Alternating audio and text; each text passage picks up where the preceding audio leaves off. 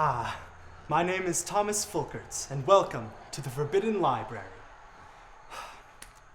The Romantics. It was a period in art history focused on emotion and the individual. Following the styles of the Renaissance and the Baroques, it has a clear focus of depicting the very best of humanity, elevating the human experience. It was a response, and in many ways a critique, of the Industrial Revolution and how it made slaves of both man and nature. Thus, in these works, we find true beauty, and nature at its most vibrant and humanity at its most godlike. And then there's the black paintings.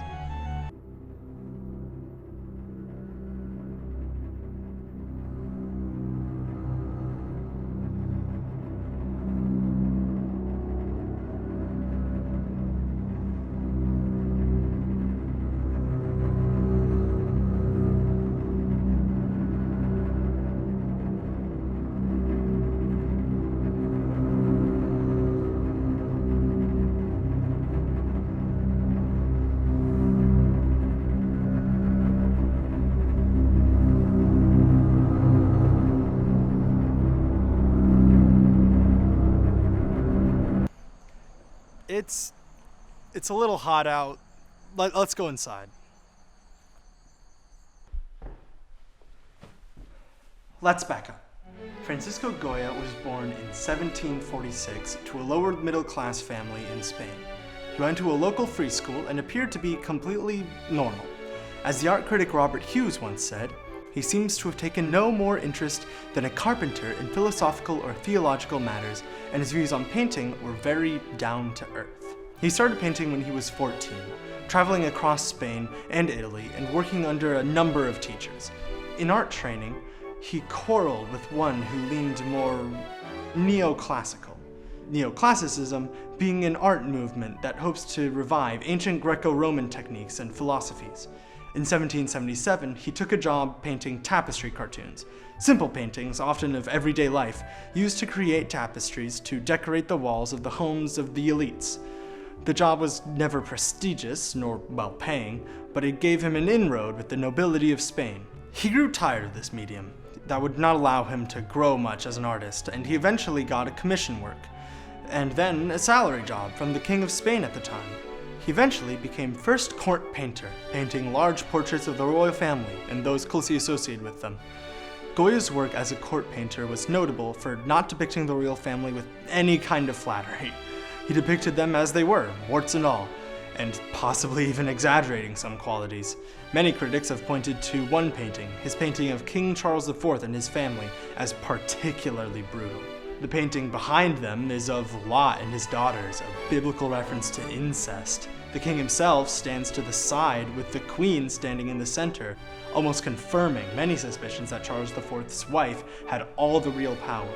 And to the far left side we can see Goya himself, looking out over the family from the shadows. Goya became terribly ill and suddenly went deaf sometime in 1792-93 and became more withdrawn and introspective. As he recovered, he worked on more personal work, and his work saw a seemingly drastic change in tone. He began to look at the fantastical as well as the horrific, depicting nightmares and dreams. The most obvious example of this sudden shift in tone was Yard with Lunatics, a haunting piece compared to his other work and an utterly devastating critique of the asylum system at the time. Goya wrote that the work served to occupy my imagination, tormented as it is by contemplation of my sufferings. They consisted of pictures which normally find no place in commissioned works. Alongside his other work, he began a print series at this time, Los Caprichos, a satirical work depicting, in his own words, the innumerable foibles and follies to be found in any civilized society, and from the common prejudices and deceitful practices which custom, ignorance, or self-interest have made usual. The penultimate work of this series was an etching titled The Sleep of Reason Produces Monsters, a work that seems to summarize his critique, as well as one that would end up characterizing much of his work afterward.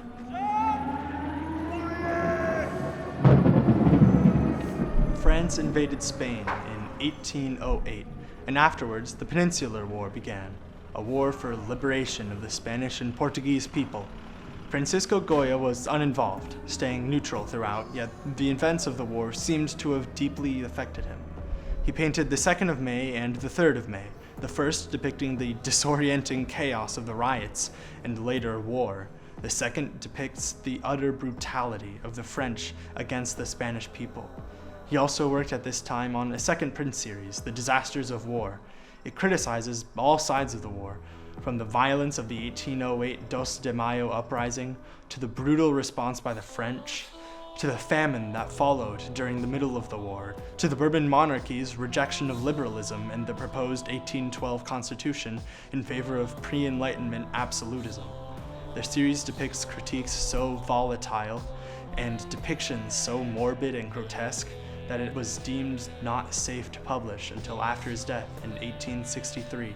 In the late 1810s, dreading old age and fearing madness, he lived in near solitude in a farmhouse outside Madrid. The house was colloquially called La Quinta del Sordo, the house of the deaf man, and ironically, after another man who lived there before Goya. It was in this house, during this time, that Goya began working on the black paintings. Painted directly on the walls of the old house, the paintings seem to almost warp and bend as one looks at them. There were already murals on the walls, likely simple landscape works, but Goya seems to have painted over these, perhaps even using the originals as backgrounds. Goya never wrote about them, never seemed to mention them to anyone. They almost seem to have just appeared on the walls magically, coming up out of some dark pit of hell. They depict haunting scenes of a gathering of witches and battles to the death. Even the more tame paintings imprint themselves on your psyche if you look at them long enough, a strange sense of dread oozing from your very psyche. The most clearly horrifying of the paintings is Saturn devouring his son, a truly horrific depiction of the story of the ancient Titan eating his own children. Even without context, the imagery of the great Renaissance ideal form being ravenously devoured by some horrible creature is apparent. With context, it almost seems to be commentary on the conservative establishment of his time, eating the new ideas of liberalism out of paranoia and a desire to hold on to their own power. Or maybe it's simply a depiction of the fear of old age, of youth being eaten by the horrors of time. Goya worked in the heart of Romanticism. Many consider Goya himself to be a romantic painter. Yet, when one looks at these works, all notions of Romanticism disappear. In fact, they seem to be utterly opposed to the ideals of the movement. Instead of a loud chorus to the wonders of humanity, these depict a piercing scream, followed by a pained whimper. These instead depict the cruelty and weakness of humanity. No matter one's personal interpretation of the works, when one sees these paintings hung in a gallery, they seem to be the ultimate bottom of his long descent into paranoia and nihilism. The climax of a long descent into the complete blackness of the human mind.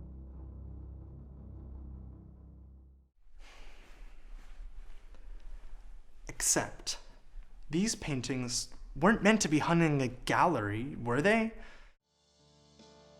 So many people and so many analysts come to these paintings trying to discover what was meant by these works, but very few of these scholars put forward the possibility that these paintings weren't meant to mean anything. Or, at least, these people often forget that these were made only for the artist's sake. Goya lived in solitude. Only a few close friends and maids went to the house. These paintings are warped and expressive because they're unfinished. No finishing touches were applied to these. These were never meant to be seen by the wider public. Even the names that we have for them are just designations by art historians. Many like to apply political meanings to the paintings, but what kind of political statements could these be making when they aren't making that statement to anyone? That's not to say there isn't any political meaning behind these works, but it does mean that any meaning there was likely secondary. Goya already had his work on politics. Why would he need to remind himself of his own political views? Many others relate these to his fear of failing mental health, but these were only ever just fears. As far as can be told, Goya retained his wit and optimism to the end of his days. And even if he did have failing mental health, why would he want to remind himself of this? He was terrified of going insane. Why would he want constant reminders of this phobia in his own house? Saturn devouring his sun is haunting when hung in a gallery next to his other work, but when hung in, say, a dining room, the painting almost becomes comedic, a parody of what that room is made for. The dog is melancholy and solitary, but when hung next to an uncommonly used door, it becomes a cute metaphor for how the house was laid out. Goya grew his initial fame by painting tapestry cartoons. These were meaningless, colorful paintings made to decorate the halls of rich folk. What could be a better parody of Goya's own career than to paint potentially meaningful and colorless paintings on his own wall after he amassed his own relative fortune and fame? That's not to say there's no deeper meaning behind these works, or that the darker themes aren't there. Even with these caveats, many of these paintings are horrifying and cruel. What it does mean is that Goya was a famous comedian and cartoonist, using his clarity of vision and a dark sense of humor to critique what he saw as societal ills and bring to light the small, silly uglinesses of the world as far back as his court painting days. To forget this and pretend that these paintings were made in a vacuum by an angsty nihilist condemning the world is just bad analysis. It's important when analyzing a work of art to remember who it's made for. A lot of modern works are made for audiences of millions, and it can be hard to determine any one type of person the creator was trying to make the work for. In such cases, an audience can almost be ignored in a wider analysis. But when the audience is any smaller or more specific, then it cannot be ignored. The black paintings were made for an audience of one. In such a case, the audience is the entire story. There's an idea in modern discourse on art called the death of the author. The idea that the viewer's interpretation of work is sometimes more important than the author's, and thus the viewer creates the art in the process of experiencing it. When the author has a specific idea of who their audience is, or should be though, the audience dies with them. In the case of the black paintings, the author dies twice.